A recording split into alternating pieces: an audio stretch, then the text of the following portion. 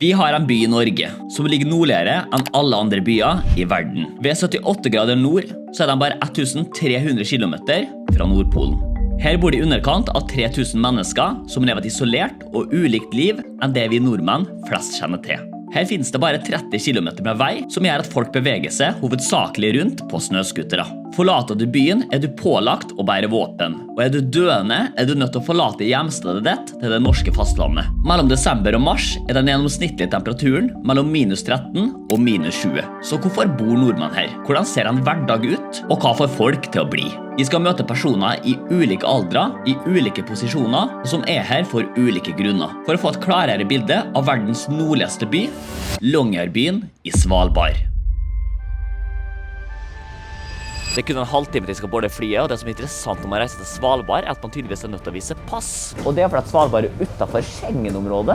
Det føles jo nå ut som vi skal forlate Norge, spesielt når flyturen er 4,5 timer lang. På denne turen har jeg laget en liste med ulike sjekkpunkter jeg ønsker å fullføre. Utforske byen, finne ut hvorfor nordmenn kom hit, hvor jeg også gjør et dypdykk inn i Svalbards triste fremtid, bli en del av lokalbefolkningen og innta den russiske delen av Svalbard. En mystisk by styrt av det russiske regimet midt i den arktiske ørkenen på norsk jord. Så mildt sagt blir det rareste jeg har opplevd noensinne. Jeg hadde omsider mellomlandet i Tromsø, hvor interessant nok måtte til utlandsgaten og gjennom enda en omfattende passkontroll. Etter en god stund over åpent hav så landet jeg til slutt på nydelige Svalbard. Det er faktisk masse varmere enn jeg trodde her. 4 minus. Den skal føles som 9 minus. Og klokka er kun 2, og man ser at sola er allerede på vei ned. Og jeg er keen på å få oppleve litt av byen før det blir bekmørkt. Og der har vi min guide, Halla Peter. Hallo, velkommen til Svalbard. Veldig hyggelig, takk for det. Du er han som var 19 år gammel og har flyttet fra Bærum til Longyearbyen. Ja, det er du riktig. Som kanskje er noe av det villeste jeg har hørt. Jeg lurer på hva som har skjedd i Bærum, som gjør at du endte opp her. Det er et godt spørsmål da. Ja, men det er flott her oppe, så jeg gleder meg til å vise deg rundt. Da her er nemlig Peter. Han er elev på Svalbard folkeskole, som også er dagens sponsor av videoen.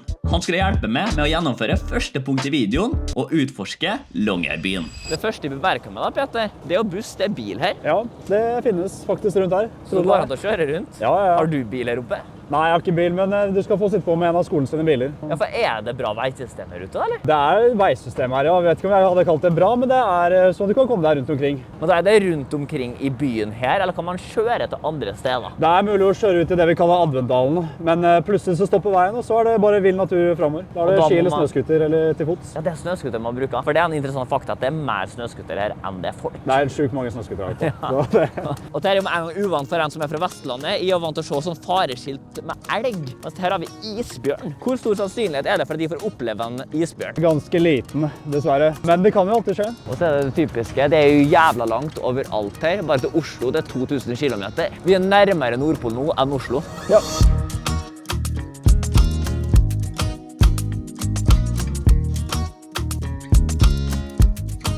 Ok, Petter, første stopp. Det blir butikken, dagligvarebutikken. Hva er grunnen til at du endte opp akkurat her? Jeg visste egentlig ikke helt hva jeg skulle gjøre neste år. Og så er jeg veldig glad i friluftsliv på generell basis. Og det er ikke så mye å gjøre det hjemme. Eller det er jo mulig, men du må dra ganske langt. Men det er litt vanskelig der, ja, det er jeg enig. Ja, så det å liksom kunne kjøre snøskuter i 10 minutter, så er du allerede i helt vill natur da. Det er noe av det som appellerte mest til meg. Man ser jo her, byen er jo bare omringet med høye fjell, og ellers litt kommunale bygg. Så det ser jo bare ut som en stor snøørken foran oss her nå. Og her kommer vi da inn til Oslo City. Ja. Bare i Svalbard. På Svalbard så finnes det kun en dagligvarebutikk. Og jeg var nysgjerrig på å se forskjellen her versus hjemme på fastlandet. Det første som er nytt for meg, det er at her er ikke tillatt med våpen. Det er det ikke. Når man går utenfor bygrensen, så må man ha med seg våpen. Det er et eget våpenskap her, så hvis du skal gå inn her med våpen, så må du legge det fra deg. For jeg er liksom vant i Oslo, så er det at ungdommen må legge fra seg sekkene sine. Ikke våpen. Ja. Nei, det er litt annerledes her. Jeg ser man da, velkommen til Norges nordligste oase. Jeg tar det som butikk, for her trenger man ikke betale for vann heller. Nå har vi jo vannproblem med at det er for mye mangan i vannet, så vi kan ikke drikke fra kranen. Så før så måtte vi gå her med 5 liters vanndunker, fylle på vanndunken og så gå tilbake til skolen. Ja, og så er det bare å gå på butikken og bare ta seg vann? Hvis du ser de store containerne der borte. Vi har en sånn på skolen nå, men før så måtte vi gå hit til butikken for å hente vann. Er du god på å huske å drikke nok vann i løpet av en dag? Nei, for faen. Nei, det er ikke sant. Skikkelig dårlig på det. For det jeg har hørt med Svalbard er at MVA-ting blir trukket bort. Så det er enkelte ting som kan være ganske billig. Det ser du for eksempel på sportsbutikkene. Det er ganske mye billigere ting der. Matbutikkene så blir prisene 0 regla ut da, siden det koster såpass mye å frakte opp her. Så da blir det cirka liksom på fastlandet. Så man ser her at prisene er nesten eksakt det samme som hjemme i Norge. Det som er rart, her har du isbjørn til 12 kroner. Ikke det er jækla billig? Men det her er jo den alkoholfrie versjonen. Alt med alkohol selges på en separat avdeling da, som heter Nordpolet, som er vårt vinmonopol. Så har vi sånne små koselige alkoholkort da, som vi har kvote på. Så det er derfor man ikke kan kjøpe det her da, så det blir gjort nøye. Her kan man med kvote, at det er begrenset hvor mye man kan kjøpe. Ja. Så jeg tror det er 4 vin eller noe for ungdom, og så hvis det er litt eldre så er det litt tall. Jeg kan vise når vi kommer tilbake. Man kan ha grunn for det, bare for å holde alkoholnivået nede. Ja, nå er det vel sikkert litt andre grunner, men før så var det jo tradisjonelt da. Ikke bare være fordomsfull, men jeg ser for meg at hvis det er ett sted man kan lettere bli alkoholiker, så er det her, når det er mørketid. Det er kanskje grunnen da. Kanskje i gamle dager, nå er det mer enn nok å gjøre. Lokalbefolkningen er veldig samlet, og vi gjør mye ting sammen. Jeg ble veldig fascinert av det her med Nordpolet, så naturligvis så tok vi turen dit. Men det er jo ganske interessant at prisen for alkohol er fortsatt ganske billig. Eller 20 kroner per boks med Ås. Det er liksom det dere har valgt å sette prisen på, altså. Ja. Jeg har jo ikke noe sånn kort, så kan jeg som turist kjøpe så masse jeg vil. Nei, du må bruke flybilletten din. Så da har du også en kvote på den flybilletten. Ja, vi tenkte at tidens hack for lokalet her er jo bare da å bruke turistene. Ja, turistene bare kjøper masse. Ja, bare kjøpe vanlig for dem. Peter hadde også snakket om at den største forskjellen de hadde prismessig var sportsbutikker. Planen er jo egentlig bare å komme som en klesprikk når man er her, og bare hamstre. Litt som om det skulle vært harryhandel. Bare klær. Ja. Så du kan tenke på det sånn at du tar vekk 20% på alt her, med tanke på at du fjerner momsen. Så for eksempel så skoene her, vanligvis på fastlandet, ville da kostet 2099 kroner. Så det ser man her, at man har lagt til prisen som er i Svalbard, lagt på moms, og da ender den opp på 2098 kroner. Så en ting jeg bare merker meg til at jeg kom hit, er at alle folk snakker litt forskjellig. Det er noen som er fra Østlandet, noen prater nordlending. Men finnes det liksom en dialekt som er for svalbardingene? Nei, jeg hadde ikke sagt det er en dialekt for svalbardinger, men jeg tror noen her er ganske forvirret med dialekten sin. Men hva er mest normalt? Er det nordlending? Jeg hadde sagt det østlending. Det er flest østlending. Jeg tror faktisk det, eventuelt Tromsø. Og nå ser vi inn på det som tydeligvis er en stor gym her i Svalbard, som er det eneste stedet som er mulig å trene her i byen. Her har vi da hovedfotballbanen. Har Svalbard muligheten til å spille i Eliteserien? Vet du det? Jeg tror ikke det. Jeg ser ikke på fotball. Nei, null sjanse liksom. Det har dritrått. Folk tenker at bodøværingen er barsk, så har du et lag fra Svalbard som spiller like ved Nordpolen her. Det er jo ikke helt Haralds gym her. Altså, det fungerer jo definitivt. Du har benken her, du har masse vekter. Det er jo litt utstyr, og selv om det er teknogym og sikkert eldgammelt, det funker jo. Da er det bare å få en rask økt her da. Da har jeg faktisk fått meg en gymbro her. Hva var navnet? Ingeborg Andersen. Og du har trent her hvor lenge, Ingeborg? 5 år, kanskje. Så du har nesten vokst opp her, eller? Jeg har bodd her hele livet. Det er sant? Du er den første jeg har møtt som har gjort det. Hvordan er det først og fremst? Nei, det er bra, det. Men sånn gymmessig da, nå er jo du veldig vant til å være her. Du er fornøyd? Ja, jeg synes det er fint. Du får trent alt du skal her. Ja, gjør det altså. Det bygget her hadde nemlig ikke bare treningssenter, men også flere fasiliteter. Jeg blir jo litt imponert, for det er jo svømmehall her også. Og det er bare å bruke når man vil da. Ja, det er jo spesifikke åpningstider her da. Og så er det litt arrangementing, så neste uke så tror jeg det skal være dødsekonkurranser og trening her. Så, Ok, så det skjer masse sånne lokale sammentreff? ja. Alltid noe som skjer? Ja. Så det er dødsting, men dere har jo liksom maks av 3 meter her da. Ja. Sånn verdens det, eller? Ja, det. Noe interessant på Svalbard er at det finnes rundt 3000 snøskutere, som tilsvarer flere skutere enn innbyggere. Så nå skulle jeg også ta en titt på hvordan en typisk parkeringsplass så ut her. Så dette er jo en litt mer uvanlig parkeringsplass enn det jeg er vant til hjemme. Det Det er står vel det egentlig- snøskutere på rekke og rad. Man kan egentlig parkere dem så å si hvor du vil. For hvis du skal til andre byer som Barentsburg eller Ny-Ålesund, da er det snøskuter som er tingen, eller? Snøskuter eller båt. Folk må på en måte betale og punge ut for snøskutere selv, da, som en bil. Det er ganske mye billigere her enn på fastlandet. Og spesielt når man kjøper den brukt. Det går ned helt til 3000 kroner liksom, på snøskuter. Er det ofte at folk blir tatt i fartsbot på snøskuter? Det vet jeg faktisk ikke. Man ser jo at det står en rekke snøskutere. Det er jo en del folk her. Er det sånn at alle kjenner hverandre? Nei, men man kjenner en god del. Man blir veldig tett med befolkningen, spesielt hvis man gjør noe frivillig. Men er det da upopulært for dem som har bodd lenge at en fra Bærum kommer opp hit og skal kødde, liksom? Nei, men så lenge man holdt på å si, gjør seg en plass da. Ikke bare kødder. Oppfører seg greit? Ja. Det høres bra ut, altså. Hvis man oppfører seg ugreit, er det et fengsel? Jeg tror det er en glattcelle her. Jeg tror ikke det er fengsel. Da må man bli sendt ned til Tromsø. Se for deg, er det på glattcelle her på Svalbard? Det er en historie å komme hjem med, altså. For å avslutte tårnet av byen, så måtte Peter selvfølgelig vise hvor han bodde. Og stedet vi skal sove i Svalbard, det på Norges nordligste skole, her på Folkehøgskolen. Og her du student, Peter. Ja, det riktig. Og her har du kost deg. Ja, det koster meg veldig mye her. Og hvor lenge har du gått her, cirka nå? 6 måneder, tror jeg. Og du ser det jo, det lever jo veldig opp til Svalbard. Man kommer rett inn, og så det en utstoppet isbjørn. De ikke ektehopper, ikke den lille i hvert fall. Jo, det ekte begge to. Er de De har det? vi fått fra museet. Ja, ok. Ja, det jo veldig vanlig her. Og det jo klar for å sjekke hvordan det når vi skal virkelig ut i villmarka hvor isbjørn kan angripe. Og hva det man studerer her? Det enten friluftsfag, eller så det foto har vi har litt kunst. Ok, og du går på, Ekspedisjon. og det betyr at du skal ut i den arktiske ørken og Ja, flere drive dager. ekspedisjoner da. Ja, flerdagersturer. Gå på Byggenbre, og så har vi mye skredutdanning også. Her ser du det, her det sosialt, det en liten kantine her med masse greier. Og den folkeskolen her hadde virkelig alt. Som alt fra bordtennis til klatrevegg, som vi selvfølgelig måtte prøve, masse forskjellige instrument, en stor kinosal og et treningsrom med hjemmelaget vekter. Så har du lyst på et liv i Svalbard, søk plass på hjemmesiden deres. Og med første sjekkpunkt gjennomført, så var det på tide til kvelden for en ny dag på Svalbard.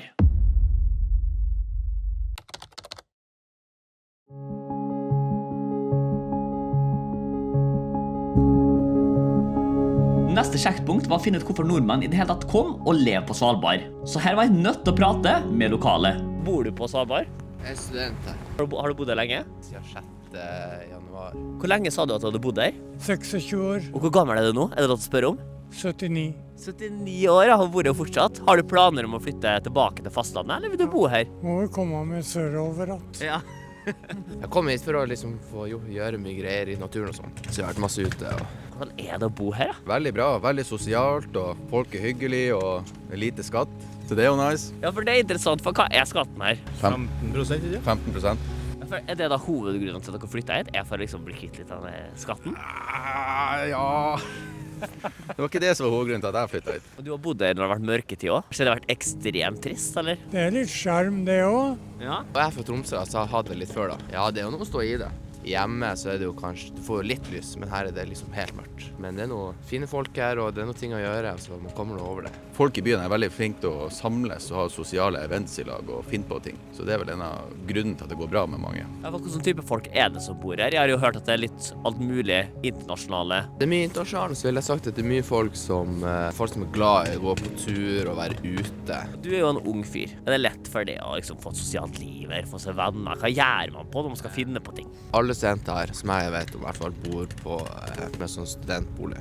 Så da får man jo en start der. For oss så har man i hvert fall skolen arrangerer det sånn sånn sammenkomst hver fredag. Så er det noen samlepunkt der da. Vi er på quiz hver onsdag. Det er jo alt av forskjellige sammenkomster, at vi fer ut på byen, fer på turer i lag. Det er noe eget forhold til fastlandet å være her oppe, liksom. For du er ikke et tall, du er liksom en person. Alle er viktige her oppe. Det blir ikke en i mengden, det blir på en måte det da. Du blir et menneske.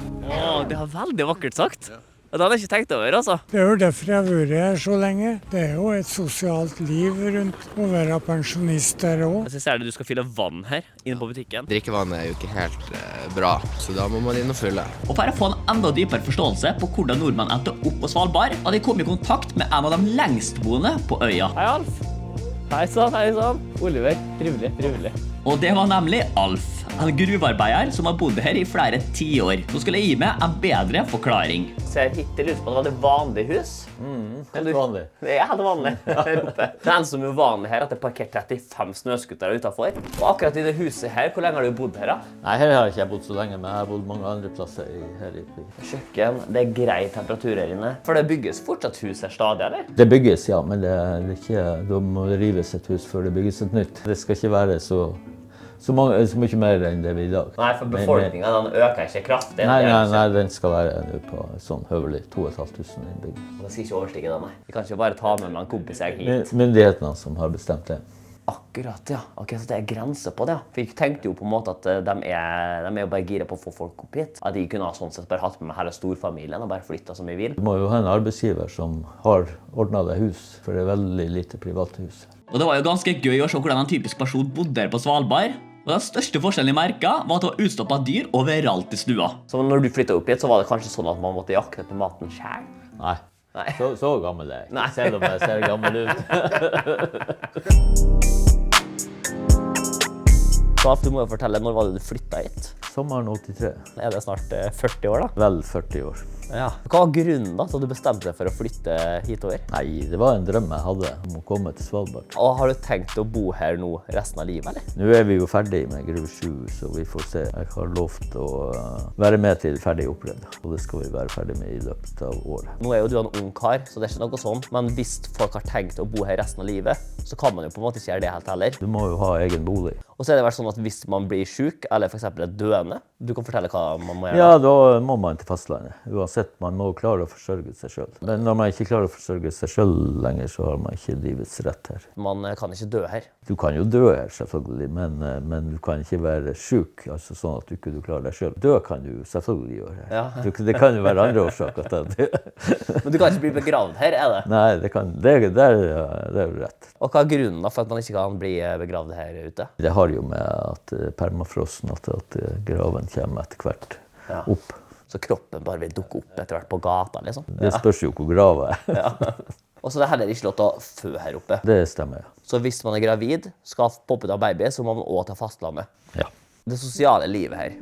Har du fått mange venner opp igjennom? Fått massevis av venner, men så er det jo sånn. Venner reiser herifra, så må man ordne seg nye venner. Det er sikkert mange som kommer og bare går her. Selvfølgelig, ja. Det må ha vært litt trist da, hvis du... Ja, selvfølgelig det. Så det er jo en bakdel med å være her. Ja. Det bor jo bare 2500 her. La oss si at han kommer opp hit som en single kar. Hvordan er liksom datinglivet her oppe? Det er vel sånn.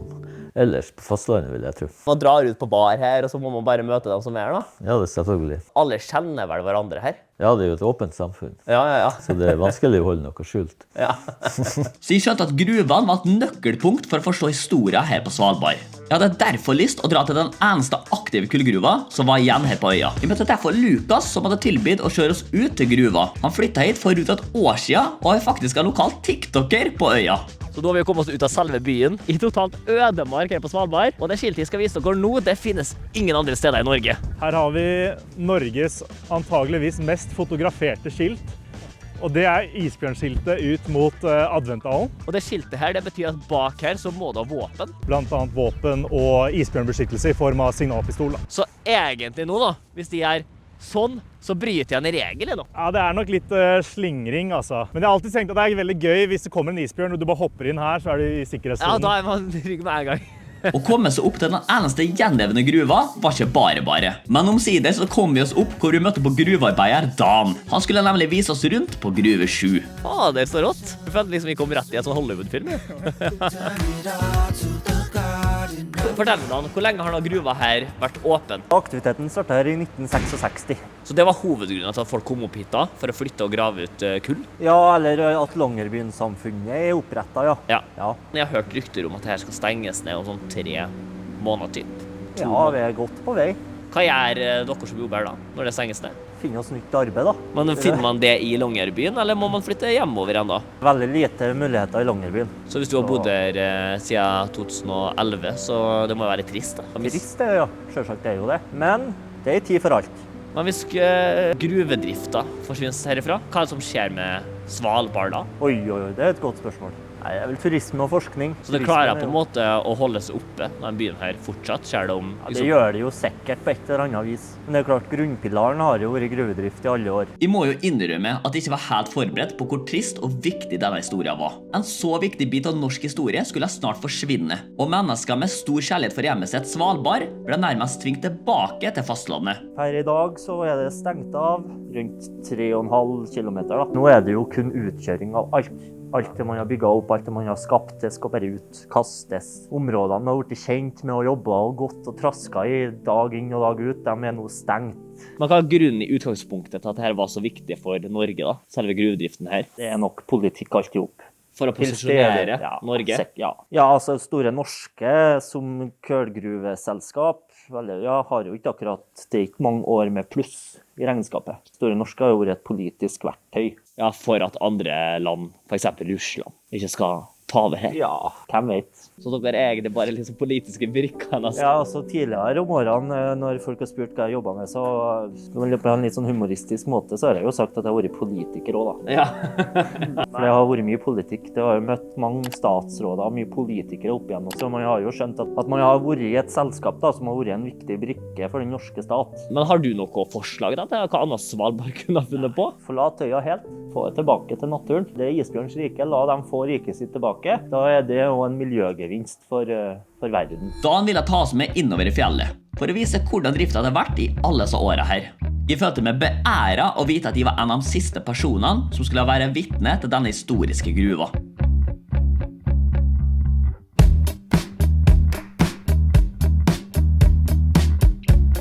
Det går bare kilometervis innover her. Nå er liksom inn i det sorte hull da. Har det ikke vært stor helserisiko på jobb her da? Nei. Tanke på hva du puster inn, Nei da. tanke på å være i fysisk arbeid hele tiden. Oliver, vi er ikke på tidlig 1900-tallet. Vi har støvmasker, vi har vernebriller, vi har hørselvern. Okay, Det er noe som heter HMS, helse, miljø og sikkerhet. Ja, riktig. Kan jeg bare spørre noe jeg glemte å spørre alle andre om? Hva kostet det? Typer av leilighet her. Nei, vi er vel på Oslo-nivå. Hæ? Nei, det er sant? På sånn kvadratmeterpris, ja. Så dere må fort betale 5 mil for 40-50 kvadrat, liksom? Ja. Ja, det var sjokkerende. Leieprisene er jo forferdelig dyr også. For et sånn spisshus da, de ikoniske husene som er i sentrum, de er vel på en 120 kvadrat-ish. Det er vel fort mellom 25 og 35 000 i måneden. Oi, sann. Ja, det hadde jeg ikke forventet. Men det som har vært en vanlig ordning her i Longyearbyen da, i alle år er jo at arbeidsgiver disponerer bolig. Så her har du køl i veggene. Ja, her er køl. Så jeg kan bare rive av her og ta det med meg hjem da. Ja, ja. Og selge det for en god pengesum. Ja, her er kvalitet. Du kan jo selge som medisin også. Køltabletter, tannkrem.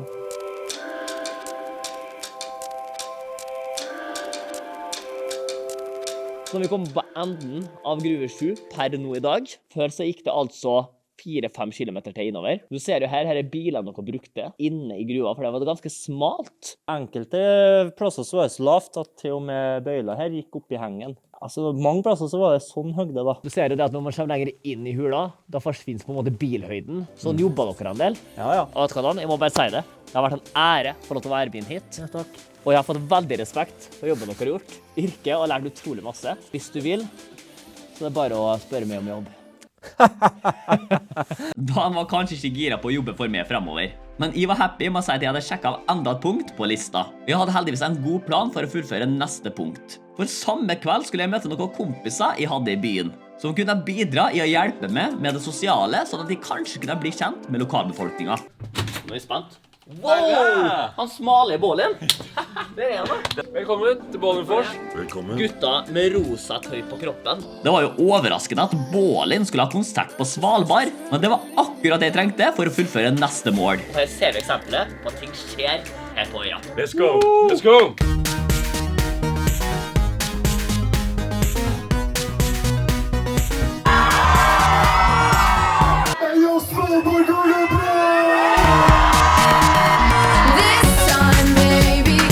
Og som dere ser, så var det ikke noe problem å få seg kompiser. Og han ene jeg møtte kom også til å bli en viktig brikke for å fullføre siste checkpoint.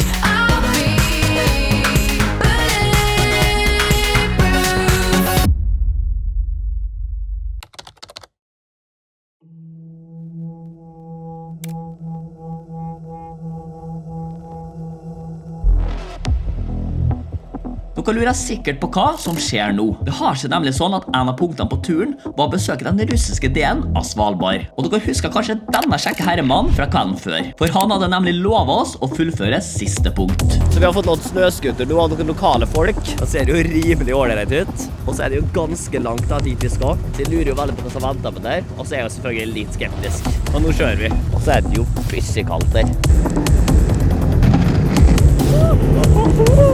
Og her ser vi det, han må ha med seg våpen i tilfelle vi møter på isbjørn. Å, du dæven. Bare lade den der, som en gang. Eneste isbjørn vi burde frykte her i dag. Ja, det er isbjørn som er skummel. Og du klarer å skyte den, liksom. Ja, jeg har tatt på det. Du har ikke prøvd det? Nei, jeg har ikke sett så mye isbjørn, og jeg har ikke møtt noen i feltet ennå. Den som aldri har skutt isbjørn før, skal kanskje til isbjørn i dag. For hittil hadde vi kun utforsket norske Longyearbyen. Men Svalbard har en langt mer omfattende historie enn som så. Øya har nemlig alltid vært et strategisk knytepunkt for militær interesse i Arktis. Og et av landene som så sin mulighet, det var Russland, som rundt 1930 kjøpte opp gruvedrifta i byen Barentsburg fra et nederlandsk selskap og har eid det siden. En by som ligger 60 kilometer vekk fra Longyearbyen. Og selv om gruvedrifta fortsatt er i bruk der, har de også satset masse på turisme, noe som hadde en kraftig nedgang etter krigen mot Ukraina. I dag er byen et av verdens rareste og mest mystiske steder, og det eneste bebodde stedet eid av Russland på norsk jord.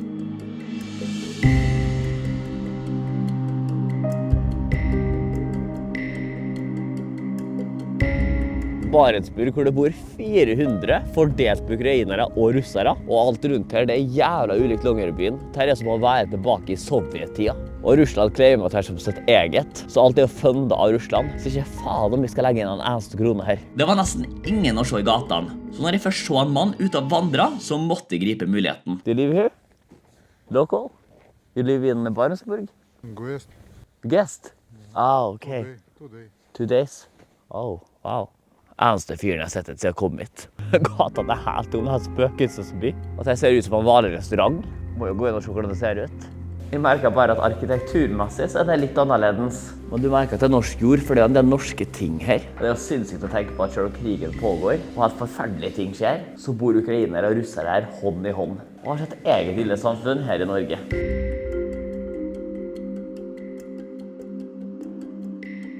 Og det her er tydeligvis hovedgata. Foran meg så har vi det administrative bygget til kulldriften, som lenge har vært hovedgrunnen til at Russland har valgt å dra hit. Men det er jo ingen tvil om at det handler jo bare mer og mer om politisk posisjon, da. Og at de må vil beholde et sted her på Svalbard, med tanke på det militære. Bak meg for eksempel, en tanks. Og her for eksempel, det er bare en skole her liksom. Stakkarslige kids som blir dratt ut helt hit også. Hvis du ser på veggen så er det malt litt forskjellig, både dyr og bygg. Og da byggene der er tegnet etter bryggen i Bergen, og så har du Nidaros rett over døra. Det har på en måte vært et samarbeid mellom Norge og Russland før da? Ja, det var samarbeid mellom lærere i både Bergen, Trondheim og i St. Petersburg for å skape læreplan til elevene som går på skolen her. Det var definitivt det merkeligste stedet jeg har vært. Og det føltes ut som at hele byen var iscenesatt. Og som man ser her, det er litt interessant, det er et norsk postkontor. Det er også Visit Spitsbergen, så de har jo lenge prøvd på turisme her, som selvfølgelig skyrocketet det ganske hardt etter at krigen begynte. Og grunnen til at de unngår å legge igjen penger her, er for at hele stedet er jo nå finansiert av den russiske stat. Så man vil jo på en måte basically finansiere en krig da. Og det er jo også grunnen til at et reiseselskap har sluttet å arrangere turer hit, som gjør det jo naturligvis vanskelig å komme seg hit. Så for min del så var det ganske tilfeldig at de fant et par lokale som tilfeldigvis skulle hit. Og så er det jo så typisk russisk sovjetpropaganda fra gammelt da. Måtte jo sjekke på translaten. Romraketters kropper, gruvearbeider. Med din arbeidsslitne hånd gir du varme og lys til alle. Og litt motiverende ord på morgenen der. Og inne her så er det på lik linje med Longyearbyen en egen hall med svømmebasseng. Og en gymsal faktisk. Og så er det liksom bare kids her også. Så driver bare og lever et helt isolert og vanlig liv for dem da. Og nysgjerrige med måtte prøve å få tak i noen lokale jeg kunne prate med. Så jeg huket tak i den første personen jeg så. How is it to live here in Barentsburg? I live in Barentsburg 1 year. And what do you work with here? I work in Orthodox Church. I'm priest. You're a priest? Yes. Wow. Okay, and what's the reason you came all the way here? Og ja, jeg stoppet samtalen. For han skjønte nesten ikke bare av det jeg sa på engelsk. Så jeg fikk tak i en lokal dame som kanskje kunne hjelpe meg å forstå litt mer. But where are you from? From Russia. Oh, really? You like it here? Yeah. You I do? love it. I enjoy it here. Oh, I really? just walk with the dog. I really love this experience.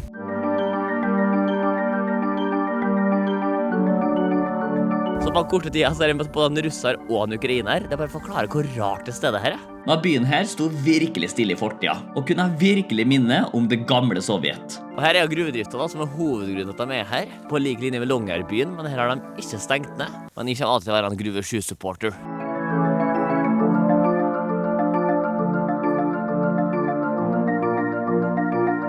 Det stedet her ga jo heftig cold vibes. Jeg synes det er mest lukrative arbeidsstedet her, ass. Her har vi bare en åpen inngang inn til gruva. Det er helt mineshaft. Ja, litt mer tilgjengelig enn gruva i Longyearbyen, ass. Her er det bare å gå rett inn og begynne å feste. Og jeg kunne med sikkerhet si at alle sjekkpunkter var vel gjennomført. Da jeg først reiste til Svalbard, forventet jeg ikke stort mer enn et kaldt, trist og isolert sted. Og folka jeg møtte her elsker virkelig øya, og har det som sitt kjære hjem. som gjør det ekstra trist at mange snart vil se seg nødt til å flytte tilbake til fastlandet. Hører vi på Dan, vil Svalbard snart kunne være en hub for turisme og politisk posisjonering. For dette er ikke bare en arktisk ørken, men et sted som kan bli veldig viktig om verden fortsetter i den retningen vi nå står i. Husk, trykk abonner om du vil ha flere reisereportasjer.